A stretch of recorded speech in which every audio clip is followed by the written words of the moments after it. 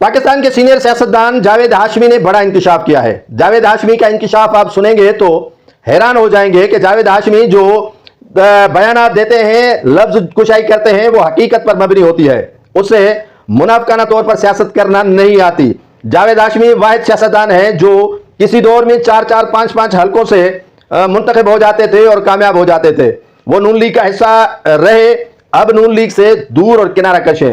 उन्होंने कहा कि जब बेनजीर भुट्टो शहीद हो गई तो हम मियां नवाज शरीफ के साथ एक हेलीकॉप्टर में बैठे थे जिसमें चौधरी निसार नहीं था, ख्वाजा आसिफ था और उसके साथ तमीना, दौलताना और मैं था। जब ताजियत के लिए गड़ी खुदा बख्श पहुंचे तो आसिफ अली जरदारी ने अहकाम जारी किए कि आप पहले शहीद बेनजीर भुट्टो की मज़ार पर फूलों की चादर चाड़ें, फूल वहीं पर रखें, उसके बाद ताजियत के लिए यहीं पर आए।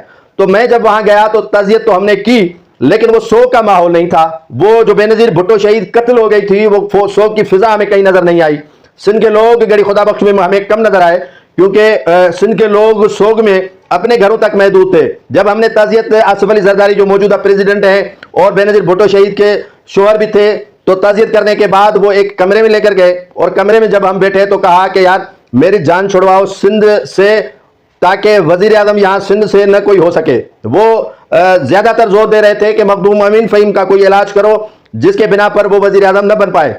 तो मैं हैरान रह गया कि ये ऐसी बातें क्यों कर रहा है। शायद हमसे कोई मदद मांगता कि बेनजीर भुट्टो के कत्ल में हमारी मदद करो, बेनजीर भुट्टो शहीद हो गई, लेकिन नहीं, उसने इक़्तिदार की बात की कि इक़्तिदार कैसे मुंतकिल होगा और क्या होगा, मेरी जान यहीं से छुड़वाओ मखदूम अमीन फ़हीम से कि वो वजीर आजम का उम्मीदवार न बन सके।